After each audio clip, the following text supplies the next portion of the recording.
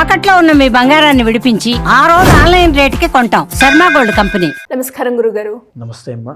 కుంభరాశి వారికి, మీనరాశి వారికి ఫిబ్రవరి మాసంలో ఆర్థిక పరంగా, సంతాన పరంగా, వివాహ పరంగా, విదేశీ పరంగా ఎలా ఉండబోతుంది? వారు ఎలాంటి పరిహారాలు చేసుకోవాల్సిన అవసరం ఉందంటారు గురుగారు? ఫిబ్రవరి మాసంలో కుంభ మీనరాశుల వారి యొక్క మాస ఫలితాలు చూడడానికన్నా ముందు ఈ మాసము గ్రహ సంచారం ఎలా ఉందో ఒకసారి మనం చూస్తే, వృషభంలో గురుడి యొక్క సంచారము, మిథునంలో కుజుడి యొక్క సంచారము, కన్యలో కేతువు, మకరంలో రవి యొక్క సంచారము ఫిబ్రవరి 13 వరకు. ఆ తరువాత నుంచి కుంభంలో రవి యొక్క సంచారము, శని బుధుల యొక్క సంచారము కుంభంలోనే, శుక్ర రాహుల యొక్క సంచారము మీనంలో జరుగుతున్న కారణం వల్ల కుంభరాశి వాళ్ళకి ప్రజెంట్ టైమ్స్ లో ఈ ఫిబ్రవరి మాసంలో 1-2 గ్రహాల నుంచి అత్యంత యోగదాయకంగా ఏమీ లేవు. కాబట్టి కుంభరాశి వాళ్ళు ఆల్రెడీ జన్మ శని అనేటువంటి ఒక ఏలినాటి శనిలో ఉన్నారు. కాబట్టి కొన్ని ప్రికాషన్స్ తప్పకుండా తీసుకోవాలి. కుంభరాశి వాళ్ళకి జన్మంలోనే రవి, శని, బుధ అనేటువంటి గ్రహాలు ఉన్నాయి. ఈ మాసంలో ఆరోగ్యం పట్ల ప్రత్యేకమైన శ్రద్ధ తీసుకోవాలి. ఆరోగ్య ఇబ్బందులు అనేటువంటివి తీవ్రంగా గోచరిస్తున్నాయి. అదేవిధంగా హాస్పిటల్కి వెళ్ళి తీవ్రమైనటువంటి డబ్బులు విపరీతంగా వృధా చేసుకునే అవకాశాలు కూడా కనబడుతున్నాయి. కుంభరాశి వాళ్ళు ఆరోగ్యం పట్ల ప్రత్యేకమైన శ్రద్ధ తీసుకోండి. అదేవిధంగా 2వ స్థానంలో శుక్రుడు యోగిస్తూ ఉన్నాడు. దీనివల్ల సమయానికి రావాల్సిన డబ్బులు అందుతాయి. దానివల్ల కాస్త ఊరడి ఉపశమనం కలుగుతుంది. కుంభరాశి వాళ్ళకి లగ్నంలోనే ఆ రవి, శని అనేటువంటిది ఉండడం వల్ల ఎదగాలనేటువంటి ప్రయత్నంతో ఎదిగేటువంటి క్రమంలో ప్రెస్టేజ్కి కానీ ఈగోకి కానీ వెళ్ళొద్దు. అగ్రెసివ్గా వెళ్ళడం వల్ల నష్టపోయే అవకాశాలు ఉన్నాయి. గ్రహ బలము మీకు కుంభరాశి వాళ్ళకి అంత యోగించట్లేదు. కాబట్టి కాస్త నెమ్మదిగా ఆచితూచి వ్యవహరించడం చాలా అవసరము. అదేవిధంగా 4వ స్థానంలో గురుడు సంచరిస్తున్నాడు. దీనివల్ల సామాన్యమైన ఆర్థిక పరిస్థితి ఇప్పటి వరకు ఎలా ఉన్నారో ఇప్పుడు అలాగే ఉంటుంది తప్ప పెద్ద పెను మార్పులు వచ్చేటువంటి ఇది కనబడడం లేదు. 5వ స్థానంలో కుజుడి యొక్క సంచారం నడుస్తుండడం వల్ల ప్రేమ వ్యవహారాల్లో ఇబ్బందులు ఖచ్చితంగా కలుగుతాయి. సంతానపరమైనటువంటి ఇబ్బందులు ఉండే అవకాశం ఉంటుంది. అదేవిధంగా 8వ స్థానంలో కేతు యొక్క సంచారం నడుస్తుండడం వల్ల మానసిక అశాంతి, తీవ్రమైనటువంటి మానసిక ఒత్తిడికి నా జీవితంలో ఏం జరుగుతోంది, నేను ఏంటి ఇలా అయిపోతున్నాను, నా జీవితం ఈ డౌన్ఫాల్ ఏమిటి అనేటువంటి పరిస్థితులన్నీ కూడా ఈ కుంభరాశి వాళ్ళకి ఫిబ్రవరి మాసంలో రాబోతున్నాయి. కాబట్టి చాలా జాగ్రత్తగా ఆచితూచి వ్యవహరించండి. చంద్రుడు మరియు శుక్రుడు తప్ప మీకు యోగదాయకమైనటువంటి గ్రహాలు యోగించట్లేదు. ఈ శుక్రుడు యోగిస్తున్న కారణం చేత మీ భార్య లేదా భర్త వల్ల మీ జీవితంలో ఒక పురోగతి చెందే అవకాశం ఉంటుంది. మీకు ఇంకా వివాహం కాని పరిస్థితుల్లో అయితే అమ్మవారిని ప్రార్థించండి. దుర్గాదేవి యొక్క ఆరాధన నిత్యము చేయడం వల్ల శుక్రబలం ఇంకా పెంచుకోవడం వల్ల ఆర్థిక సమస్యల నుంచి బయటపడతారు. అదేవిధంగా మాట ద్వారా బ్రతికేటువంటి వృత్తుల వాళ్ళైనా, సినీ నాటక కళారంగం వాళ్ళకైనా కాస్త మెరుగ్గానే ఉండే అవకాశం ఉంటుంది. అది తప్పితే మిగిలిన అన్ని రంగాల వాళ్ళకి, కుంభరాశి వాళ్ళందరికీ కూడా ఊపిరితిత్తుల దగ్గర నుంచి మోకాళ్ళ వరకు వచ్చేటువంటి ఆరోగ్య సమస్యలు, ఎస్పెషల్లీ ఆడవాళ్ళకైతే బ్యాక్ పెయిన్స్ అవ్వచ్చు, లోయర్ బ్యాక్ పెయిన్స్ అవ్వచ్చు, సయాటికా, నీ పెయిన్స్ అవ్వచ్చు, ఇవన్నీ కూడా వచ్చే అవకాశం ఉంది. ఆడవాళ్ళకి 5వ స్థానంలో కుజుడు సంచరిస్తున్నాడు. కాబట్టి పీసీఓడి ఆర్ పీసీఓఎస్ ఈ మాసంలో అటాక్ అయ్యేటువంటి అవకాశాలు ఉన్నాయి.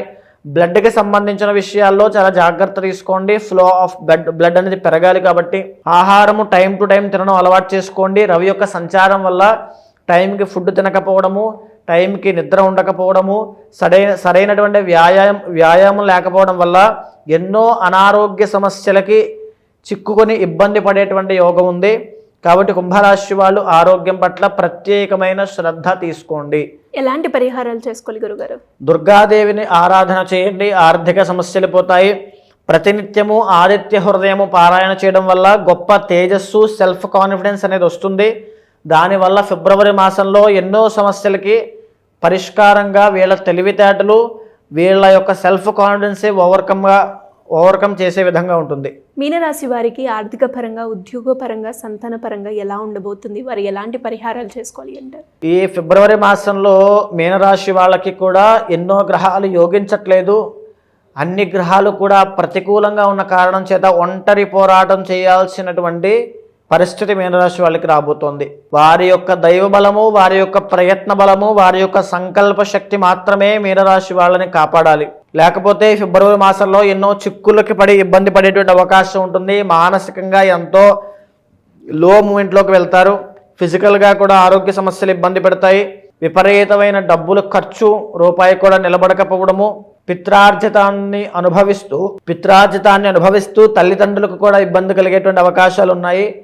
ఫిబ్రవరి మాసంలో అత్యంత జాగ్రత్తగా ఉండాల్సినటువంటి రాశి మీనరాశి. ఈ మీనరాశి వాళ్ళు ఎవరైనా సరే వ్యసనాలున్నా అలవాట్లున్నా వాటికి దూరంగా ఉండండి, లేకపోతే చాలా ఇబ్బంది పడతారు ఆరోగ్యం పట్ల. అదేవిధంగా మీనరాశి వాళ్ళకి 3వ స్థానంలో గురుడు సంచరిస్తూ ఉన్న కారణం చేత చేతి వృత్తి వ్యాపారం చేసుకునే వాళ్ళకి, ఉద్యోగం చేసుకునే వాళ్ళకి అంత గొప్ప మార్పులు కానీ అభివృద్ధి కానీ కనబడట్లేదు. కష్టపడిన దానికి ఫలితం లేకపోవడము, మీ కష్టం కనబడుతుంది తప్ప అక్కడ ఫలితం అనేటువంటిది ఉండదు. ఆ విషయంలో కాస్త చూసుకోండి. అధైర్యపడద్దు, జాగ్రత్తగా లేచి నిలబడి మళ్ళా ఆ విధికి వ్యతిరేకంగా వెళ్లకుండా స్ట్రాంగ్గా నిలబడేటువంటి ఆ విల్ పవర్ మీలో ఉంటుంది. బికాస్ మీనరాశి అంటేనే ఒక కాస్మిక్ రాశి కాబట్టి ఆ ధైర్యాన్ని కోల్పోకుండా ఉండండి. స్పిరిచువాలిటీని నమ్ముకోండి. ఆధ్యాత్మికత మీద ఆధారపడితే మీనరాశి వాళ్ళకి అద్భుత ఫలితాలు ఉంటాయి. భగవంతుడి యొక్క అనుగ్రహం మీనరాశి వాళ్ళకి తొందరగా కలుగుతుంది. కాబట్టి శివ ఆరాధన చేయండి, శివనామస్మరణ చేయండి, శివ అభిషేకం చేయించండి, రుద్రాభిషేకం అన్నీ కూడా అద్భుతంగా కలిసి వచ్చేటువంటివి. ఇక వైవాహిక జీవితంలో అయినా ఉమ్మడి వ్యాపారంలో అయినా నష్టాలు కలిగేటువంటి అవకాశాలు ఉంటాయి. కేతు యోగించట్లేదు కాబట్టి సో ఆ విషయంలో కూడా చాలా ప్రత్యేకమైన శ్రద్ధ తీసుకోవాలి. అదేవిధంగా ఇక కుటుంబ పరంగా కూడా వీళ్ళకి ఎంత కష్టపడినప్పటికీ కూడా ఒక రికగ్నైజేషన్ అనేటువంటిది రానటువంటి పరిస్థితులు గోచరిస్తున్నాయి. కాబట్టి మీనరాశి వాళ్ళు ప్రస్తుత ఫిబ్రవరి మాసంలో ఏ విషయంలోనూ కూడా అగ్రెసివ్గా వెళ్ళొద్దు, ఆచితూచి వ్యవహరించండి. పరిగెత్తి పాలు తాగడం కన్నా నుంచుని నీళ్లు తాగడం చాలా ఉత్తమము. ఈ మాట బాగా గుర్తుపెట్టుకోండి. పరిగెత్తద్దు, స్లోగా వెళ్ళండి. నెమ్మదిగా పనులన్నీ కూడా సానుకూలంగా మారతాయి. ఆధ్యాత్మికతను నమ్ముకోండి, భగవంతుని ఆశ్రయించండి, ప్రతినిత్యము శివారాధన చేయండి. జాతకరీత్యా ఎలాంటి సమస్యలు ఎదుర్కొన్నా సమస్యలను పరిష్కరించుకోవడానికి మిమ్మల్ని అప్రోచ్ అవ్వాలి, జాతకం చూపించుకోవాలి అనుకునే వాళ్ళు మిమ్మల్ని ఏ రకంగా అప్రోచ్ అయ్యే ఛాన్స్ ఉందంటారు గురుగారు? తప్పకుండా అండి. ఎందుచేత అండి, ఇప్పుడు దాకా మనం మాట్లాడుకున్నది, మీరు విన్నది ఇవన్నీ కూడా గోచారపరంగా జ్యోతిష్శాస్త్రపరంగా అంచనా వేసినటువంటివి.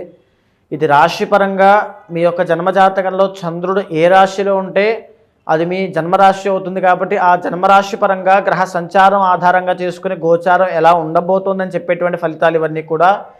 ఇవన్నీ మీ జీవితం మీద ఒక 40 నుంచి 50% మాత్రమే పనిచేస్తాయి. మిగిలిన 50%లో మీ ఇంటర్నల్ జాతకము, మీ ప్రయత్న బలము, మీ సంకల్ప శక్తి ఇవన్నీ కూడా క్యాలిక్యులేట్ చేసుకోవాలి. ఒక జాతకం చెప్పడము అంటే కేవలం గ్రహగతులను మాత్రమే ఆధారంగా చేసుకుని ఇలా ఉండబోతోంది అని చెప్పడమే కాదు.